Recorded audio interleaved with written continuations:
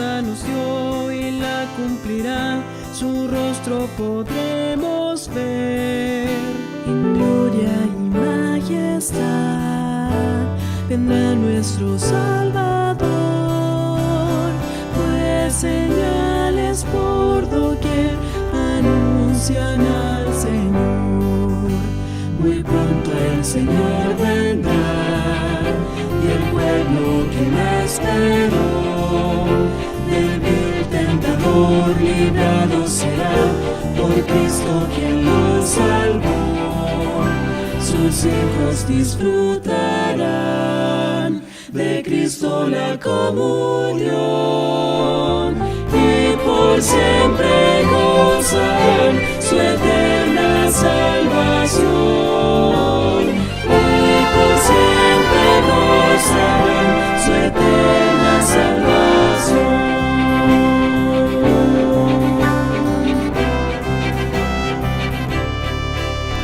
Muy pronto Jesús volverá y el mal llegará a su fin. Con gran majestad su voz sonará, gloriosa por el confín. Los ángeles tocarán Trompeta de salvación.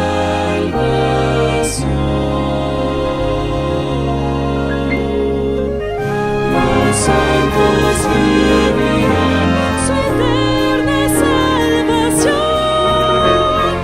y los santos vivirán su eterna salvación.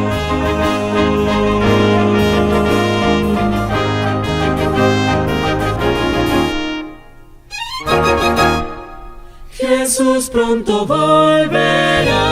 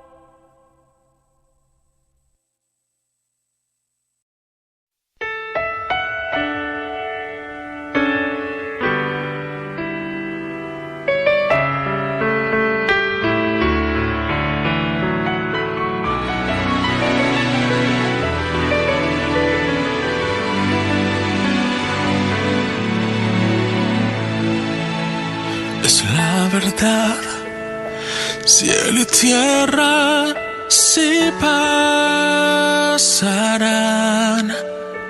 y el pecado del mundo terminará.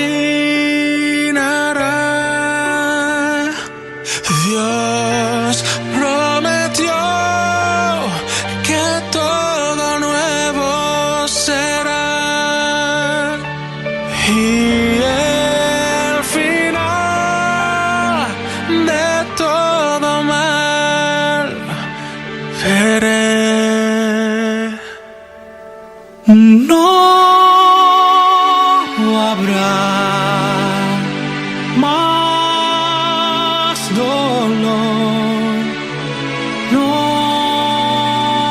habrá noche llanto allí, canción daré al gran yo soy, viviremos en la luz del Cordero y Rey.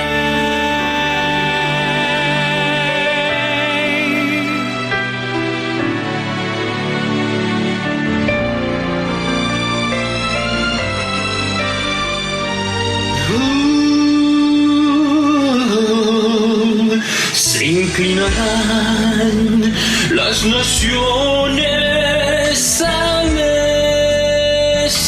escuchar los cantos de alabanza a Cristo el Rey.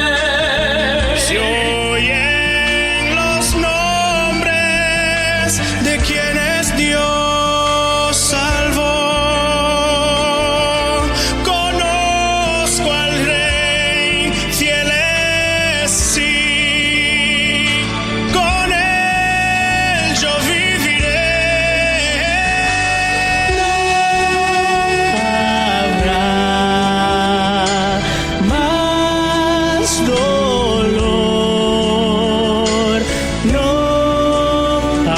habrá noche y llanto allí, canción daré al gran yo soy, viviremos en la luz del Cordero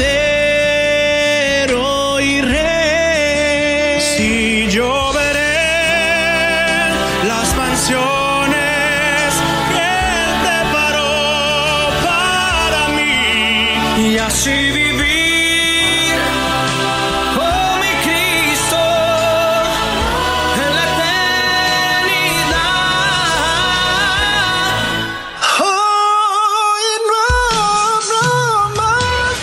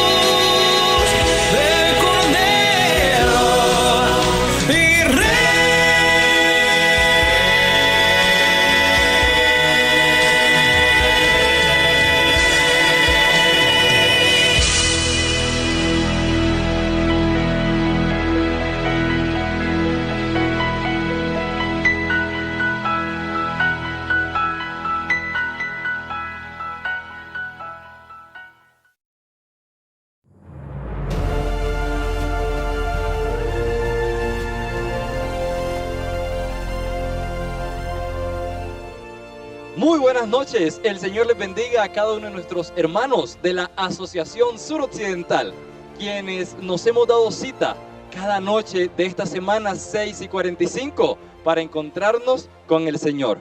Gracias a todos los que se conectan a esta cuarta noche de esta semana de reavivamiento titulada Firmes hasta el fin.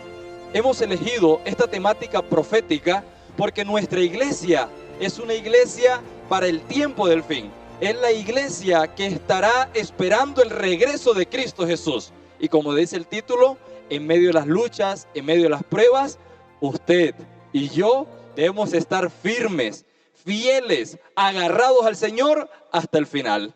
Queremos extender un saludo muy especial a nuestros hermanos del distrito Centro Sur y a su pastor Elkin Salcedo. Desde aquí les deseamos grandes bendiciones y que Dios pueda acompañarles. De igual forma, saludamos a nuestros hermanos del distrito de Puerto Berrío, junto con su pastor Jonathan Zapata. Que el Señor les bendiga poderosamente. Y de igual forma, saludamos a nuestros hermanos del distrito El Bosque, que son pastoreados por nuestro líder, el pastor Álvaro Beltrán, y por este servidor.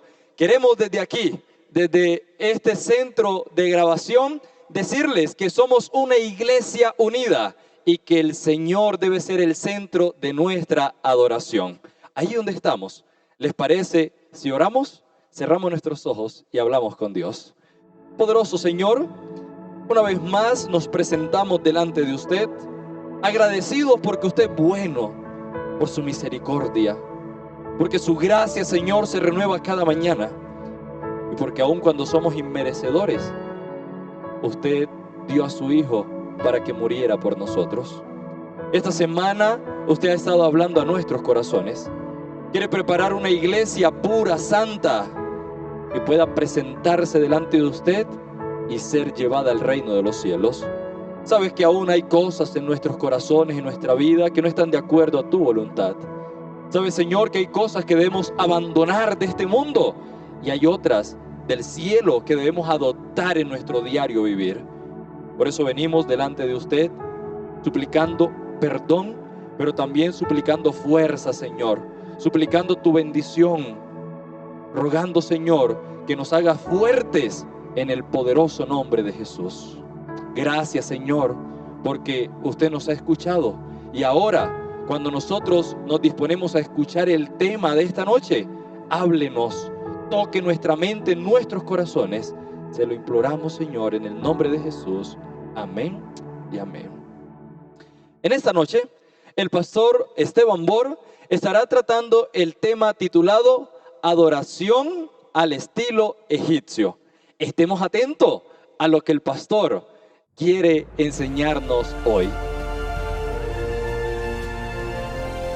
Mis queridos hermanos y amigos, gracias por acompañarnos en esta transmisión especial de esta serie especial que hemos preparado para nuestros hermanos y hermanas en Chile y también en todos los lugares a donde hay personas que están conectadas.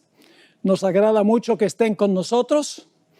El título del estudio para el día de hoy es Adoración al estilo egipcio.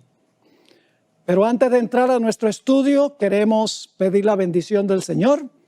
Así que les invito con reverencia a inclinar su rostro para orar. Padre Celestial, gracias te damos por el privilegio ahora de abrir el libro que tú revelaste e inspiraste por medio del Espíritu Santo. Pedimos tu compañía, danos corazones abiertos para escuchar tu voz y recibir tu palabra y cambiar nuestra conducta si es necesario.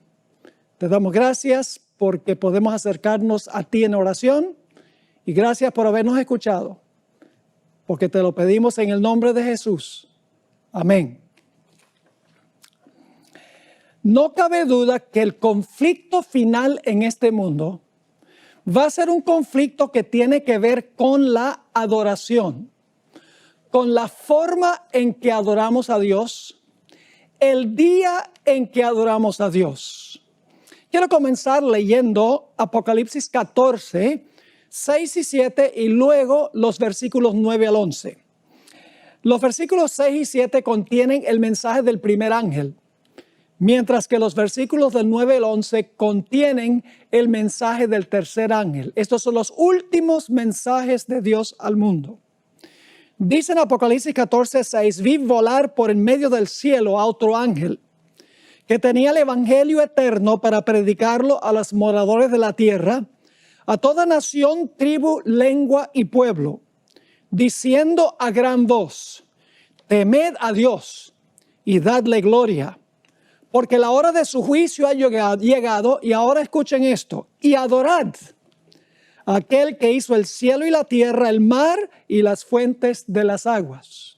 Así que el primer ángel insta a todos los seres humanos a adorar al Creador. Pero hay un rival que quiere también nuestra adoración. Quiere que adoremos a su estilo y en su día. Se llama la bestia en el libro de Apocalipsis y tiene su marca, la marca de la bestia. El versículo 9 dice lo siguiente: y el tercer ángel los siguió a los primeros dos, diciendo a gran voz, si alguno adora, ahí está la palabra clave otra vez, si alguno adora a la bestia y a su imagen y recibe la marca en su frente o en su mano, él también beberá del vino de la ira de Dios, que ha sido vaciado puro en el cáliz de su ira, y será atormentado con fuego y azufre delante de los santos ángeles y del Cordero. Y el humo de su tormento sube por los siglos de los siglos. Y no tienen reposo día ni noche. Aquí viene la palabra clave otra vez. Los que adoran a la bestia y a su imagen, ni nadie que reciba la marca de su nombre. Dos personajes están buscando nuestra adoración al final de la historia. Dios, el creador, por un lado, y el impostor, la bestia, por el otro lado. Ambos reclaman la adoración de los seres humanos. Ahora, esta tarde vamos a estudiar una triste historia. Vamos a repasar esa historia de los eventos que ocurrieron con el pueblo de Israel. Pero primero quiero comenzar leyendo 1 Corintios 10 y el versículo 11. Porque este versículo nos dice que los eventos que ocurrieron con Israel van a suceder también en los últimos días con el pueblo profeso de Dios.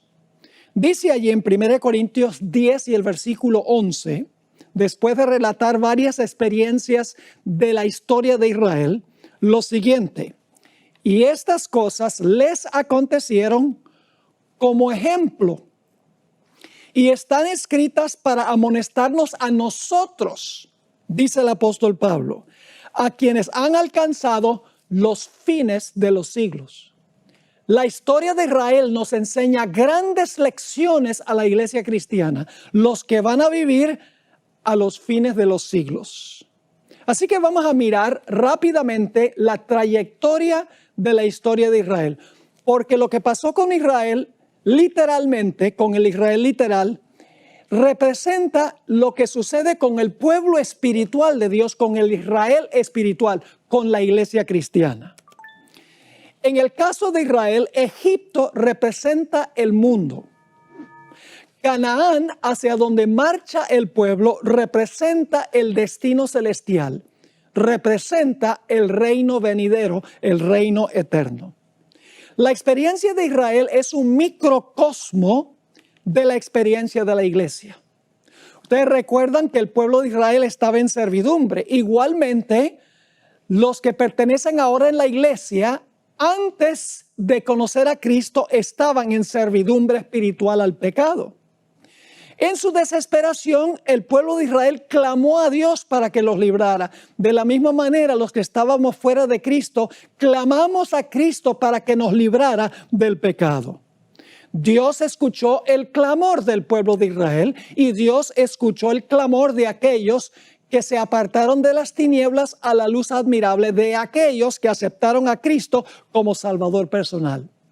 Así como Dios obró maravillas y milagros para librar a Israel, Dios ha hecho milagros y maravillas en la historia de la iglesia cristiana también para librar a los fieles de Dios. La señal de liberación del pueblo de Israel fue la sangre del cordero que se colocó en el dintel y en los postes de las puertas de Israel. En nuestro caso representa la sangre del Cordero de Dios que quita el pecado del mundo, la sangre de Cristo Jesús. El pueblo de Israel, después de su redención, fue bautizado. Muy interesante. En 1 Corintios, el capítulo 10 y el versículo 1 al 4, dice que Israel fue bautizado en el Mar Rojo. Es decir, ellos entraron a las aguas. Cuando salieron de las aguas en el otro lado, toda su vieja vida quedó enterrada en las aguas, porque todos sus antiguos enemigos murieron sepultados en el Mar Rojo. Pero la historia no termina allí, porque el pueblo de Israel también tenía que cruzar todavía un largo y árido desierto para poder entrar a Canaán, a la tierra prometida. De la misma manera, los que hemos sido redimidos del pecado por la sangre del Cordero, estamos transitando a través del desierto de este mundo hacia la Canaán celestial y afrontamos muchos de los mismos peligros y los problemas que afrontó el pueblo de Israel en su peregrinaje a través del desierto. Ahora, si ustedes fueran a cruzar un desierto, ¿qué provisión harían antes de empezar el viaje?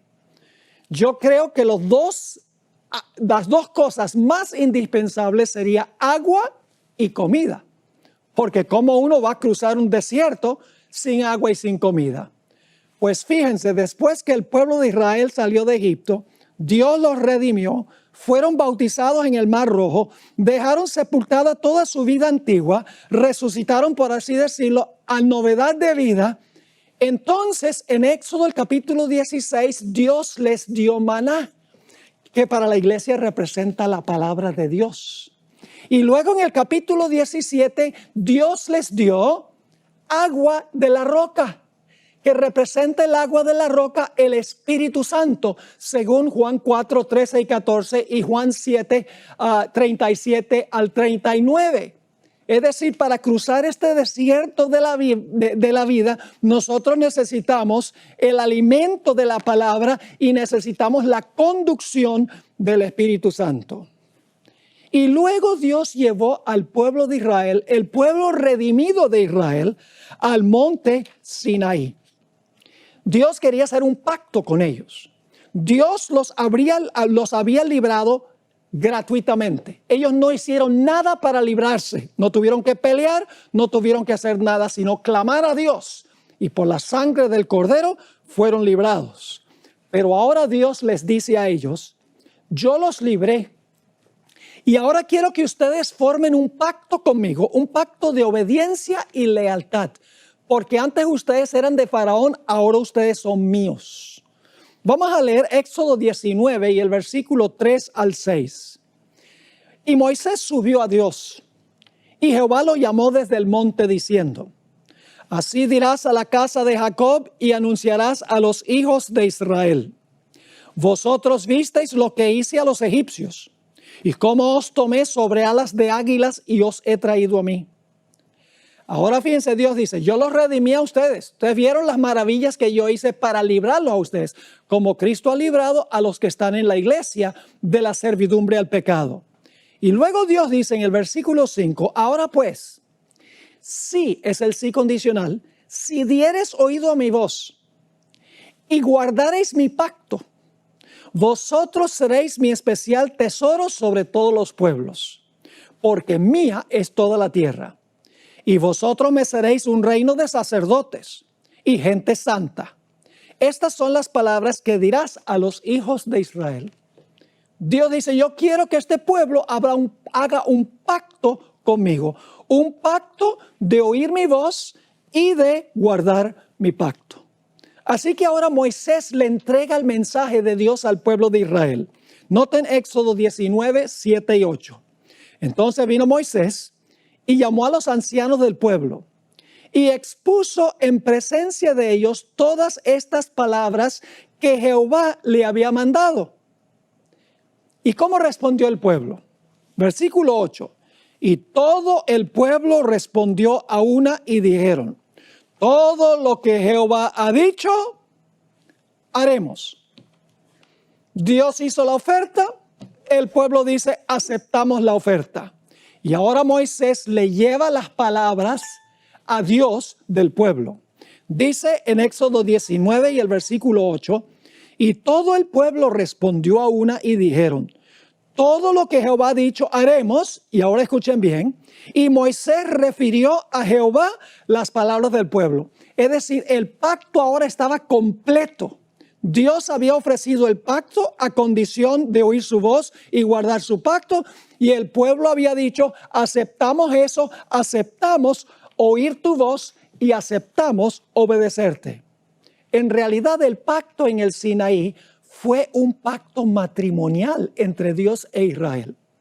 Por eso es que en el Antiguo Testamento Dios constantemente acusó a Israel de portarse como ramera y de fornicar con otras naciones, porque ellos debían tener solo a Dios como su esposo.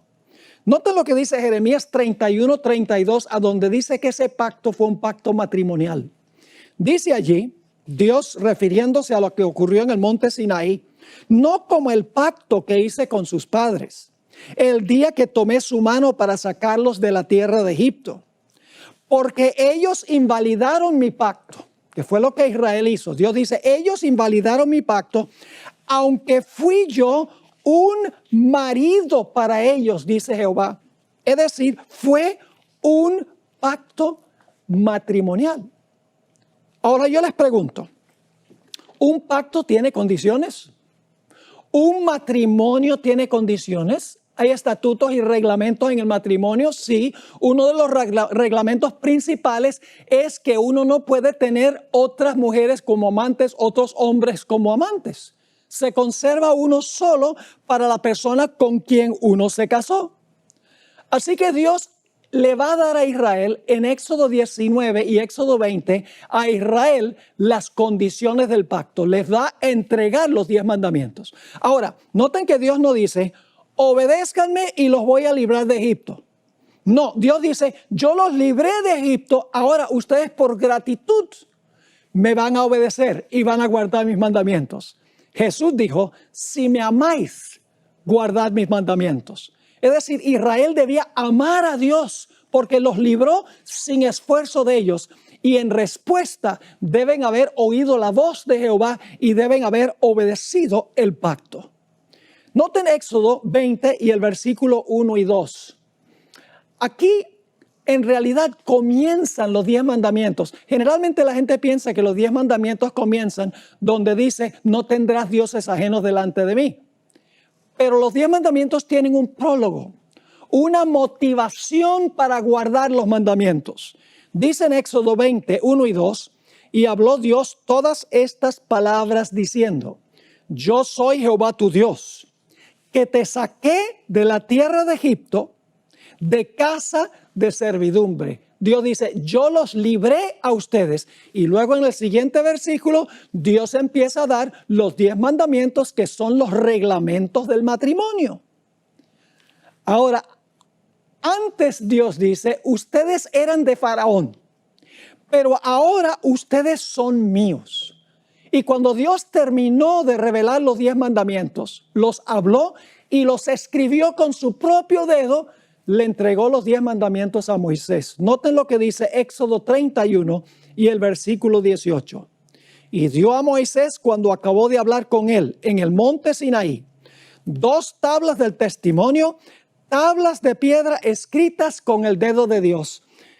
La fidelidad de la iglesia de Dios en el Antiguo Testamento no duró mucho tiempo.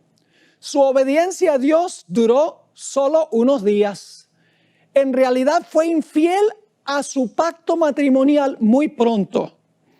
Noten lo que dice Éxodo 32 y el versículo 1. El siguiente versículo, después que leemos que Dios le dio los 10 mandamientos a Moisés. Dice ahí en Éxodo 32 y el versículo 1, viendo el pueblo que Moisés tardaba en descender, como la segunda venida de Jesús ha tardado más de lo que nosotros pensamos, dice, viendo el pueblo que Moisés tardaba en descender del monte, se acercaron entonces a Aarón y dijeron, levántate, haznos dioses. Ahora escuchen bien, la palabra Elohim se traduce dioses y también Dios. El plural aparece muy a menudo como singular.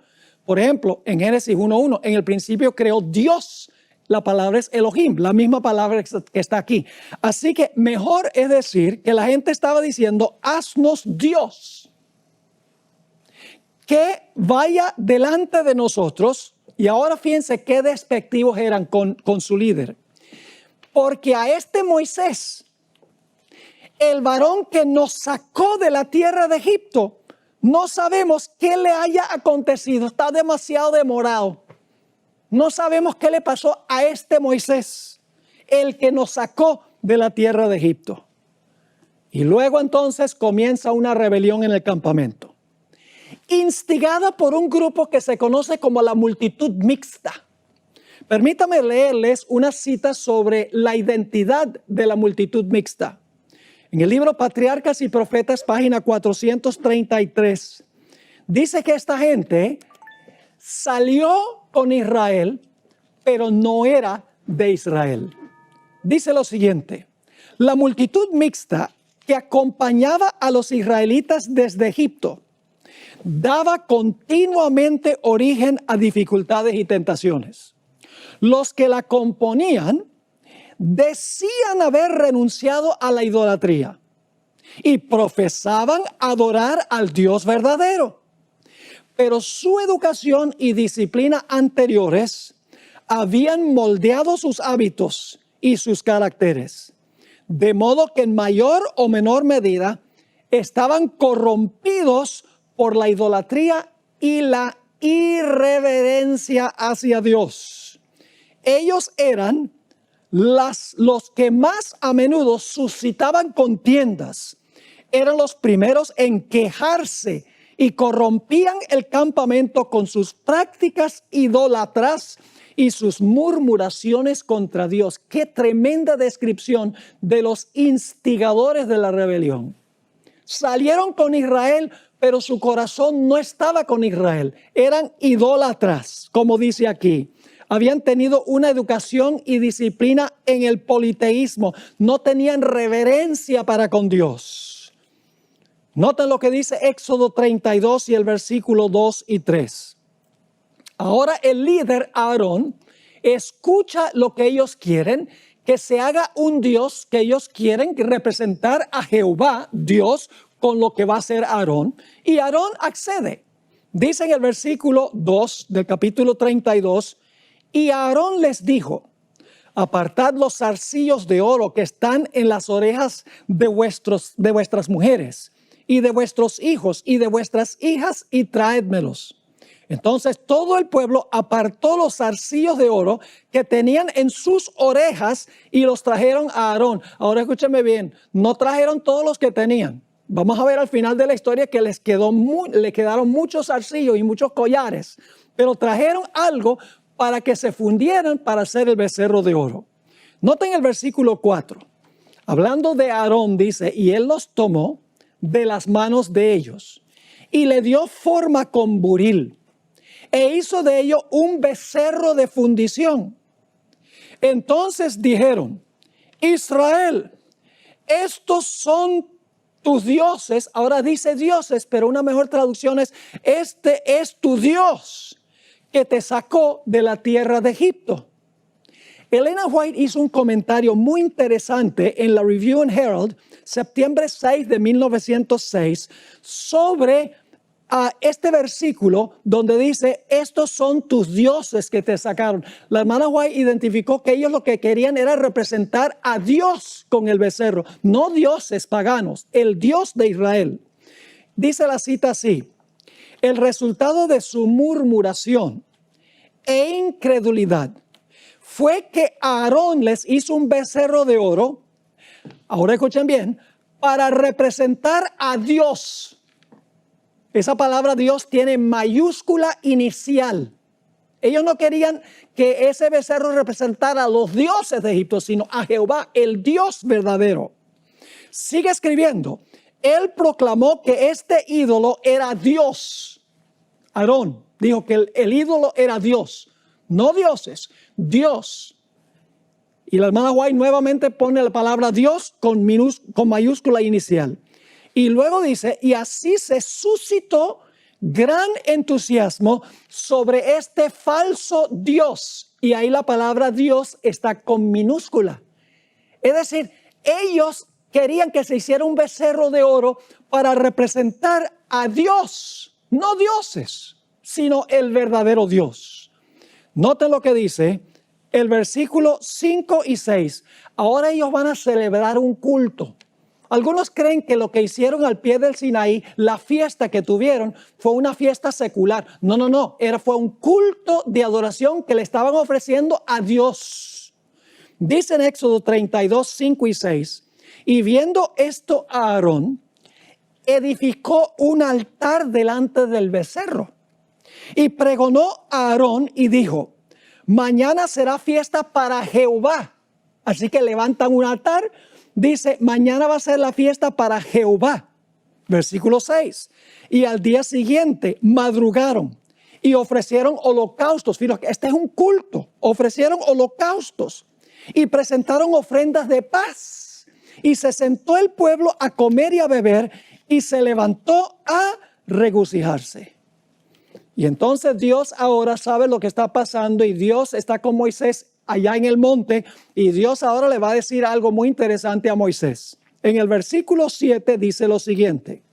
Entonces Jehová dijo a Moisés, anda, desciende, porque tu pueblo que sacaste de la tierra de Egipto se ha corrompido. La gente había dicho, ¿dónde está este Moisés, el que nos sacó de la tierra de Egipto? Ahora Dios escuchó eso y dice, mira, lo que está haciendo tu pueblo, que tú sacaste de Egipto. Mis hermanos y hermanas, el pacto quedó anulado allí en el monte Sinaí. Voy a leerles varias citas del libro Patriarcas y Profetas. En la página 328, la hermana White escribió, el pacto de Dios con su pueblo había sido anulado.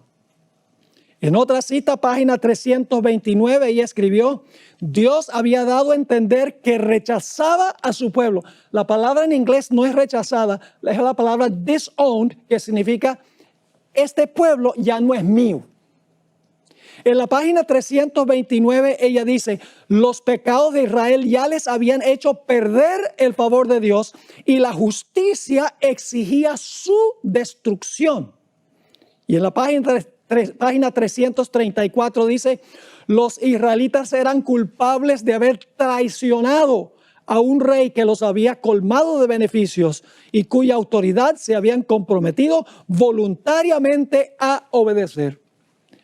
Ahora Moisés va a interceder por el pueblo. Dios le ha dicho, el pueblo que tú sacaste de Egipto se ha prostituido. Y ahora Moisés va a hablar con Dios y fíjense lo que le va a decir en Éxodo, el capítulo 32 y el versículo 11.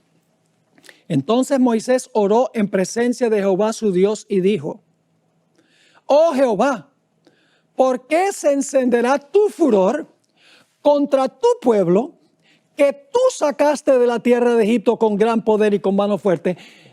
Moisés estaba diciendo, no me eches este muerto a mí. Tú fuiste el que sacaste a este pueblo de Egipto. Tú fuiste el que libraste a esa gente de Egipto. Ahora noten lo que dice el versículo 15 y 16. Ahora Moisés sabe lo que está pasando al pie del monte. Él está intercediendo por el pueblo que se ha prostituido, que ha quebrantado el pacto de Dios. El pacto ahora no aplica porque han roto su voto matrimonial con Dios. Y en Éxodo 32, 15 y 16 dice, y volvió Moisés y descendió del monte, trayendo en su mano las 2 tablas del testimonio, las tablas escritas por ambos lados. De uno y otro lado estaban escritas, y las tablas eran obra de Dios, y la escritura era escritura de Dios grabada sobre las tablas. Así que Moisés está descendiendo del monte, y de repente él oye en el campamento como una revolución que se está realizando. Es el culto que la gente está celebrando ahí al pie del monte, en honor a Dios, según ellos. En Éxodo 32, 17 al 19 dice, cuando oyó Josué el clamor del pueblo que gritaba, dijo a Moisés, alarido de pelea ahí en el campamento, es decir, en el campamento hay una guerra. Y él respondió, Moisés le dijo, no es voz de alaridos de fuertes, ni voz de alaridos de débiles, voz de cantar oigo yo. Y la gente estaba cantando. ¿Qué clase de música? Ya lo vamos a ver.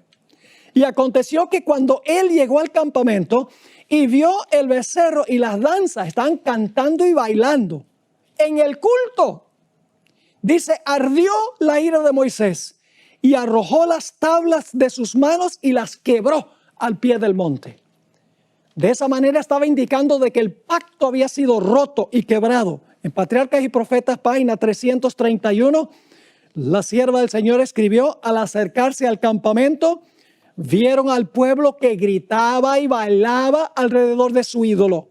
Era una escena de libertinaje pagano, una imitación de las fiestas idólatras de Egipto.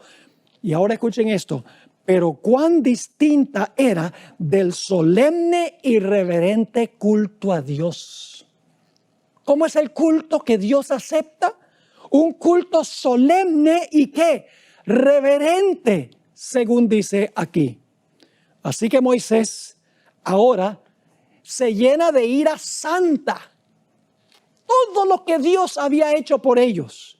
Y dice en Éxodo 32 y el versículo 19 y 20, y aconteció que cuando él llegó al campamento y vio el becerro y las danzas, ardió la ira de Moisés y arrojó las tablas de sus manos y las quebró al pie del monte. La sierva del Señor escribió en la página 331 de Patriarcas y Profetas para demostrar cuánto aborrecía este crimen. Arrojó al suelo las tablas de piedra que se quebraron a la vista del pueblo, dando a entender en esta forma que así como ellos habían roto su pacto con Dios, así también Dios había roto su pacto con ellos. Ahora hablemos por unos momentos sobre el líder espiritual que había dejado Moisés allí con el pueblo cuando Moisés ascendió al monte. Aarón debería haberse parado y haber dicho, esto está mal, romper los votos matrimoniales, pero era un líder débil. Quería ser políticamente correcto. No estaba dispuesto de pararse en favor de la verdad. En Éxodo 32 y el versículo 21 al 24 dice, y dijo Moisés a Aarón, ¿qué te ha hecho este pueblo? ¿Que has traído sobre él tan gran pecado? Y ahora fíjense lo que va a decir Aarón. Y respondió Aarón, no se enoje mi señor. Tú conoces al pueblo que se ha inclinado al mal, le está echando la culpa al pueblo, pero él era el líder. Él debería haber tomado medidas para hacer lo que Dios quería que hiciera. Sigue diciendo en el versículo 23, porque me dijeron, haznos dioses que vayan delante de nosotros.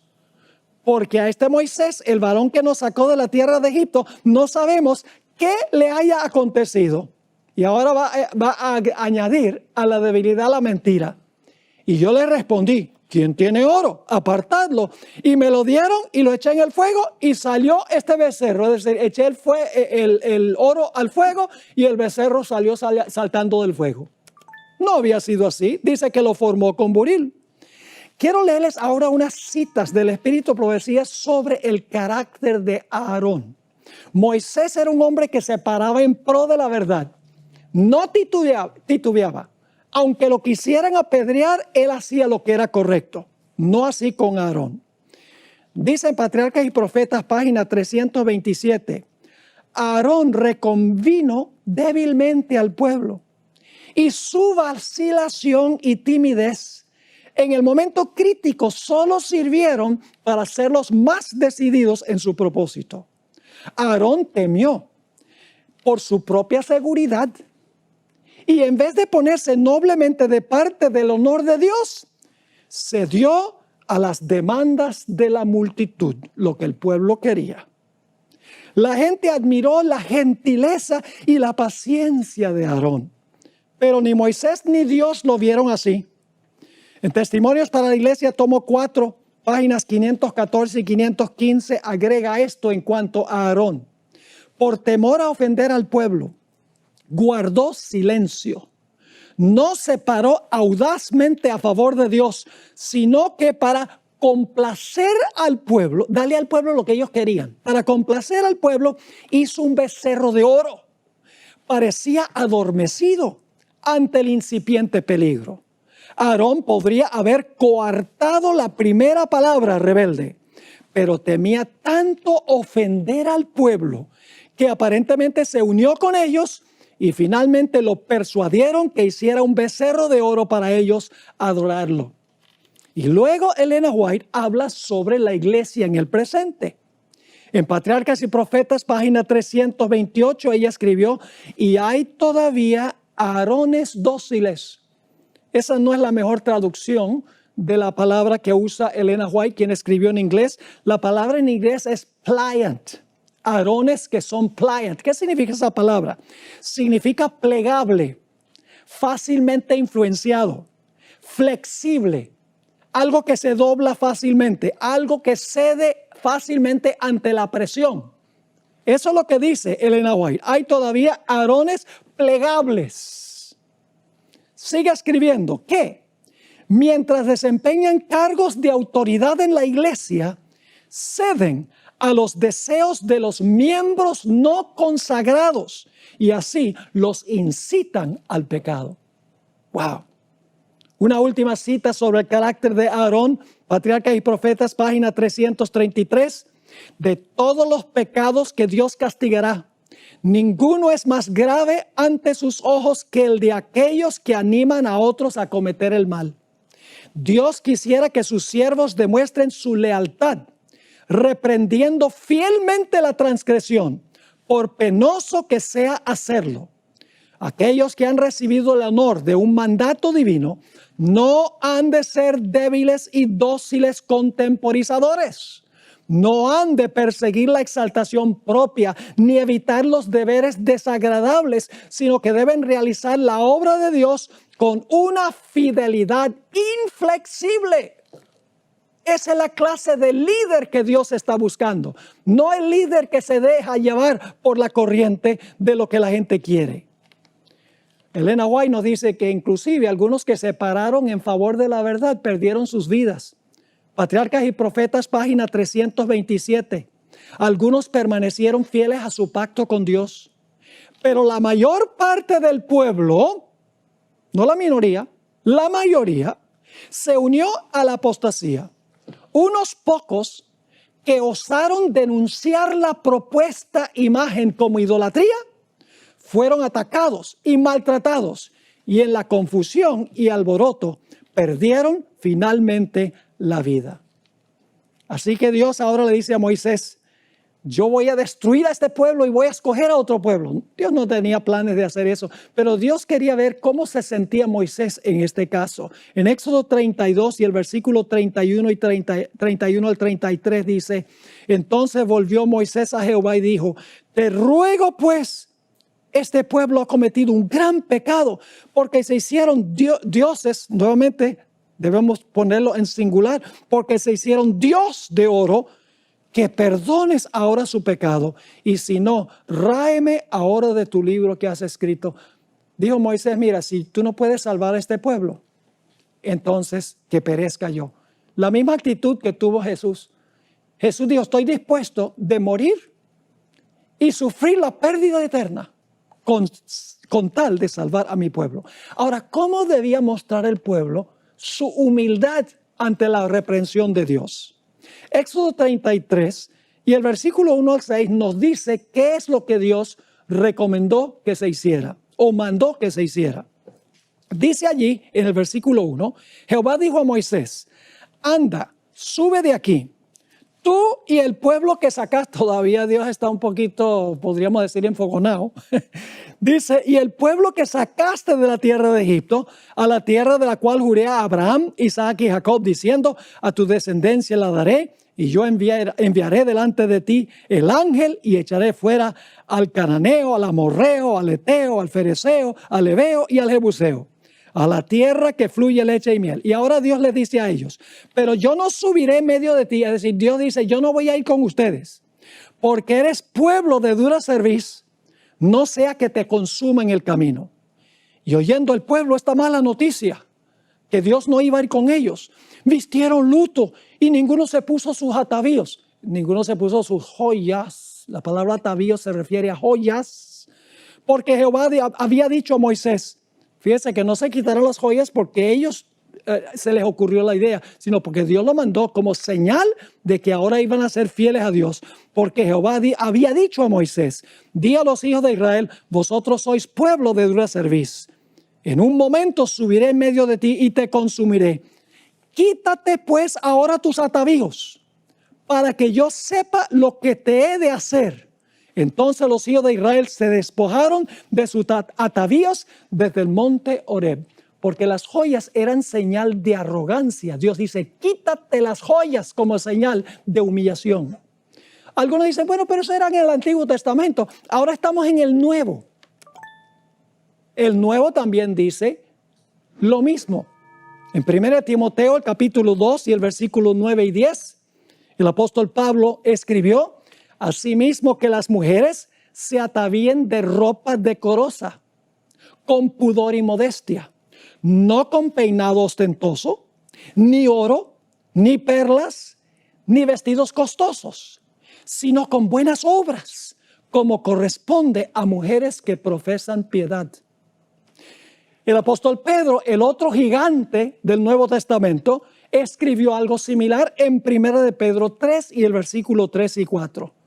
Aquí Pedro escribió, vuestro atavío no sea el externo, de peinados ostentosos, de adornos de oro o de vestidos lujosos, sino el interno, el del corazón, en el incorruptible ornato de un espíritu afable y apacible, que es de grande estima delante de Dios. Ahora yo quiero preguntar, ¿será posible que la iglesia remanente al final de la historia afronte una prueba semejante a esta? ¿Será que la música llegará nuevamente a ser un problema en la iglesia al acercarnos a la Canaán celestial? En el año 1898 y 1899, el evangelista S.S. Davis, evangelista adventista, introdujo una herejía que se conoce como la herejía de la carne santificada. Es la idea de que antes que Cristo venga, Dios nos va a dar carne santa y por lo tanto no vamos a poder pecar porque nos va a quitar la naturaleza pecaminosa.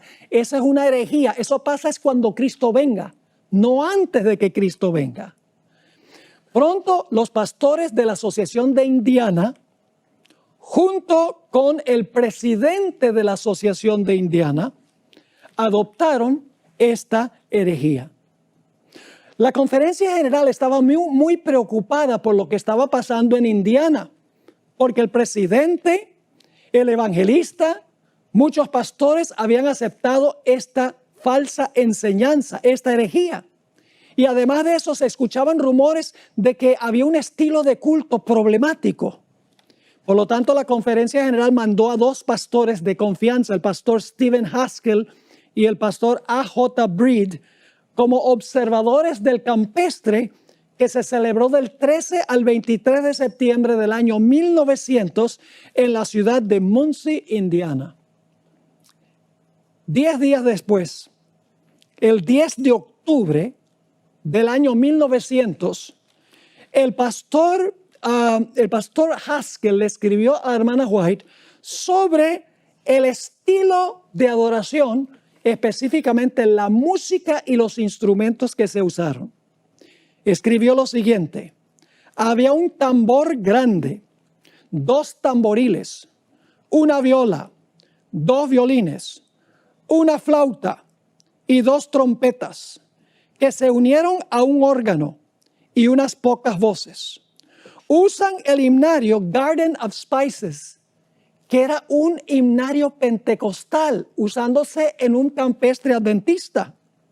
Y luego viene esta declaración: y tocan piezas bailables con letra sagrada. ¿Qué estaba pasando en ese campestre? estaban tocando con esos instrumentos piezas bailables con letra sagrada, entremezclando lo santo con lo común.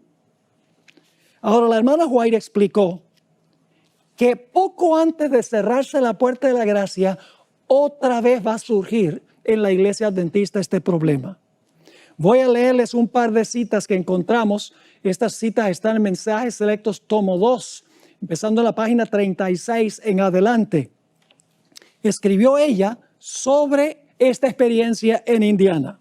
No resumiré toda la historia porque es demasiado penosa. Pero en enero pasado, el Señor me mostró que en nuestras reuniones de reavivamiento se introducirían teorías y métodos erróneos y que se repetiría la historia pasada. Me sentí angustiada, dice la hermana White.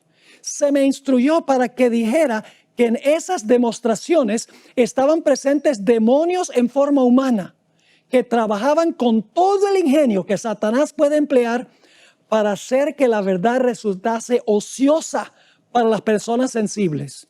Y debía decir además que el enemigo estaba tratando de disponer las cosas de tal modo que las reuniones de reavivamiento, que han sido el medio de presentar la verdad del tercer ángel ante las multitudes, lleguen a perder su fuerza y su influencia. Y luego viene esta cita. La hermana White está escribiendo al pastor Haskell en respuesta a la carta que él envió sobre lo que había visto en ese campestre. Dice la hermana White: esas mismas cosas que habéis explicado que ocurrían en Indiana, el Señor me ha mostrado que volverían a ocurrir justamente antes de la terminación del tiempo de gracia. En la iglesia se manifestará toda clase de cosas extrañas. Habrá vocerío, acompañado de tambores, música y danza. El juicio de algunos seres racionales quedará confundido de tal manera que no podrán confiar en él para realizar decisiones correctas, y a esto consideran como la actuación del Espíritu Santo. Mis hermanos y hermanas, déjeme ser explícito.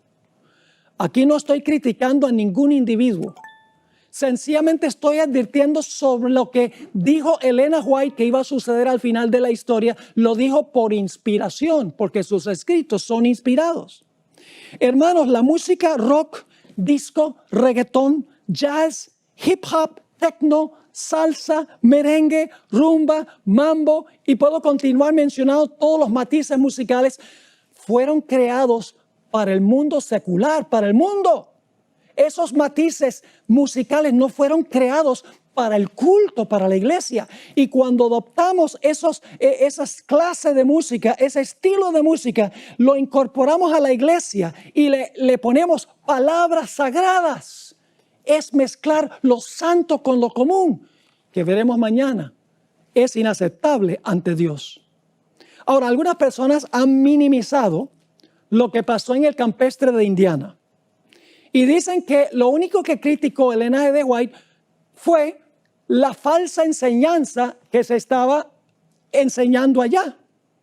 Que no era el estilo de la música ni el estilo del culto lo que ella criticó. Pero nada de esto, mis hermanos y hermanas, es cierto. Sus comentarios revelan con absoluta claridad que ella no solo se opuso a la falsa teología de la carne santificada, sino que se opuso también al estilo de culto y a la música que se usó allí. Los comentarios de Elena White sobre este campestre se encuentran en Mensajes Selectos, tomo 2, página 36 a la página 45. Si ustedes leen esas páginas, van a encontrar los siguientes puntos principales. Y luego voy a leer algunas citas del Espíritu de Profecía que corroboran los puntos principales que voy a mencionar. Elena White escribió que Satanás usó este estilo de culto para desviar a la gente de la verdad presente y para lograr que el mensaje del tercer ángel perdiera su fuerza y su influencia. También escribió que el Espíritu Santo nunca se manifiesta en ese estilo de culto. Escribió que ese estilo de culto no se necesita para convertir a las almas. Dijo que ese estilo de culto se iba a ver de nuevo, como notamos, en las reuniones de reavivamiento de la iglesia adventista, justamente antes de cerrarse la puerta de la gracia. También escribió que no se debería estimular esta clase de culto. La hermana White no solo criticó la falsa teología que se estaba enseñando, la hermana White también criticó severamente el estilo de culto y específicamente la música que se usó en ese culto. Permítame ahora leerles citas de Elena White que corroboran todos los puntos que acabo de mencionar. Estoy leyendo de esas páginas, página 36 a la página 45, escogiendo algunas partes. Escribió Elena White: el Espíritu Santo nunca se manifiesta en esta forma, mediante ese ruido desconcertante. Esto constituye una invención de Satanás para ocultar sus ingeniosos métodos destinados a tornar ineficaz la pura, sincera, elevadora, ennoblecedora y santificadora verdad para este tiempo. Es mejor no mezclar nunca el culto de Dios con música. Ahora escuchen bien, tiene que ver con la música. Es mejor no mezclar nunca el culto de Dios con música que utilizar instrumentos musicales para realizar la obra que en enero pasado se me mostró que tendría lugar en nuestras reuniones de reavivamiento. Dice que el problema era con la música y la forma como se usaron los instrumentos musicales. Sigue escribiendo: la verdad para este tiempo no necesita nada de eso para convertir a las almas. A veces se usa el argumento, bueno, hay que darle a la gente la música que le gusta. Pero lo que convierte al alma, mis hermanos y hermanas, es la palabra de Dios. La música apoya el mensaje de la palabra de Dios. Así que dice ella, el ruido desconcertante aturde los sentidos y desnaturaliza aquello que, si se condujera en la forma de vida, fíjense que tiene que ver con la forma, si se condujera en la forma de vida, constituiría una bendición. El influjo de los instrumentos satánicos, hay un problema de traducción aquí, no voy a entrar en eso. Los instrumentos satánicos no son instrumentos musicales, son seres humanos que usan los instrumentos.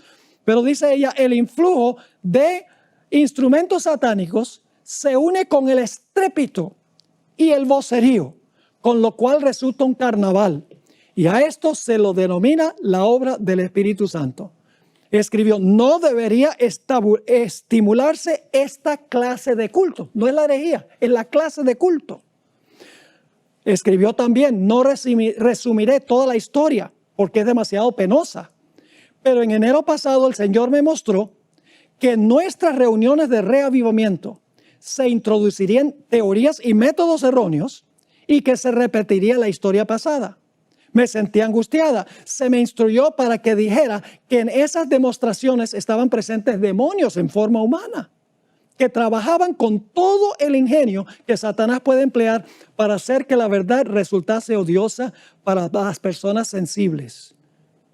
Y luego sigue escribiendo, debía decir además que el enemigo estaba tratando de disponer las cosas de tal modo que las reuniones de reavivamiento, que han sido el medio de presentar la verdad del tercer ángel ante las multitudes, lleguen a perder su fuerza y su influencia. El propósito de Satanás era usar la música para que la gente no tuviera interés en el mensaje del tercer ángel, en el mensaje de la verdad presente. Porque el culto se debe centrar en el mensaje. La música apoya el mensaje, no el mensaje a la música. Sigue escribiendo Elena White. El Espíritu Santo no tiene nada que ver con ese desorden perturbador y esa varaunda significa desorden, que me fueron mostrados en enero pasado. Satanás trabaja en medio del estruendo y de la confusión producida, escuchen eso, por esta clase de música, no la teología, la música, la cual, si fuera dirigida debidamente, serviría para alabar y glorificar a Dios. El diablo hace que tenga el mismo efecto que la mordedura ponzoñosa de la serpiente. Un día, estaba yo presentando un tema sobre la música y vino una persona y me dijo, pero pastor, usted está equivocado cuando dice que el sermón debe ser el centro del culto. Y yo le dije, pero ¿cómo es que estoy errado por decir que el sermón debe ser el centro del culto? Me dijo, si usted mira todas las escenas de adoración en el libro de Apocalipsis, va a encontrar que en esas escenas de adoración no hay ni un solo sermón, es pura alabanza. Por esa razón es que en algunas iglesias se va muchísimo tiempo en la alabanza y luego queda nada más un cortico tiempo para el sermón. Y no lo digo porque me lo dijeron, sino porque soy predicador y tengo esa experiencia. He ido a iglesias a donde se dedica 1 hora a la alabanza y después dicen, pastor, tiene 15 minutos para predicar el sermón. Eso es poner la carreta antes que el caballo, mis hermanos y hermanas. Porque el culto debe centrarse en el sermón. Por eso es que tradicionalmente el púlpito ha estado en el centro de la plataforma. La Iglesia Católica es el altar, porque la teología católica dice que el centro del culto es la misa o la Eucaristía. En muchas iglesias protestantes hoy en día no tienen ni púlpito ni altar, tienen un escenario grande. Están diciendo que ahí el entretenimiento es lo central. Pero en la iglesia adventista el púlpito está en el centro porque la predicación de la palabra es central en el culto adventista. Y entonces yo le miré y le dije, sí hay sermón. Me dijo, muéstramelo. Yo no veo ningún sermón. En Apocalipsis 4, Apocalipsis 5, Apocalipsis 19, Apocalipsis 7, hay escenas de adoración y nunca hay un sermón. Yo le dije, el problema es que no te has fijado cuidadosamente en esas escenas de adoración. Le dije, ¿tú has visto por qué están cantando esos grupos en los diferentes capítulos? Me dijo, no, sencillamente están cantando. Yo le dije, no están sencillamente cantando. El himno está acorde con un evento que acaba de ocurrir. Y luego le mencioné, cuando Cristo nació, los ángeles cantaron un himno. Claro que cantaron un himno. ¿Cantaron un himno en honor de Cristo quien murió en la cruz? No. Gloria a Dios en las alturas y en la tierra, paz, buena voluntad para con los hombres, porque había nacido el Mesías. El himno estaba acorde con el evento. Cuando Cristo murió sobre la cruz, en Apocalipsis 12, 10 al 12, los ángeles celestiales elevaron una canción y dijeron, ha sido echado fuera el acusador de los hermanos. En Apocalipsis 4, cuando Jesús estaba por ascender al cielo y el Padre estaba sentado solo en el trono antes que llegara Jesús, los seres celestiales están cantando un himno en honor al Creador que está sentado en el trono. En Apocalipsis 5, cuando el Señor Jesucristo llega al cielo ante su Padre para preguntarle si su sacrificio ha sido suficiente, los seres celestiales irrumpen en un himno en honor al Cordero de Dios que acaba de regresar del campo de batalla vivo. Cuando Cristo toma el reino, según Apocalipsis 11, 15 y 16, se canta un himno describiendo que ahora Cristo y el Padre han tomado el reino. Cuando el pueblo de Dios gana la victoria sobre la bestia y su imagen, según Apocalipsis 15, 3 y 4, están cantando un himno en cuanto a la victoria que han ganado sobre la bestia y su imagen. Cuando la ramera es juzgada, lo mismo, Apocalipsis 19, 1 y 2. Inclusive cuando Dios haga cielos nuevos y tierra nueva, se cantará un himno alabando al Dios que creó cielos nuevos y tierra nueva. Entonces, ¿qué estoy diciendo? El sermón es el evento que precede al himno. Es decir, que el evento es el sermón. Y la música que acompaña al evento, lo que hace es recordarle a la gente y darle la oportunidad de alabar por lo que ha ocurrido en el evento histórico. La única diferencia es que ahora nosotros lo que hacemos es predicar de la Biblia el evento histórico y la música de la iglesia debe concordar con lo que el sermón tiene, lo que el pastor ha predicado. Es decir, la música apoya el evento en la Biblia, la música apoya el sermón en el caso de nosotros hoy en día. Así que mis queridos hermanos y amigos, el centro del culto de adoración es la predicación de la palabra de Dios. Déjenme darles un último ejemplo, porque ya el tiempo prácticamente se ha ido. El pueblo de Israel en Éxodo el capítulo 15 cantó lo que se conoce como el Cántico de Moisés. ¿Cuál fue el tema central del himno? El tema central del himno fue, acababan de cruzar el Mar Rojo. Iban a perecer a manos de los egipcios. Pero los egipcios fueron sepultados en las aguas y salió el pueblo de Israel en el otro lado del mar, libres de su servidumbre.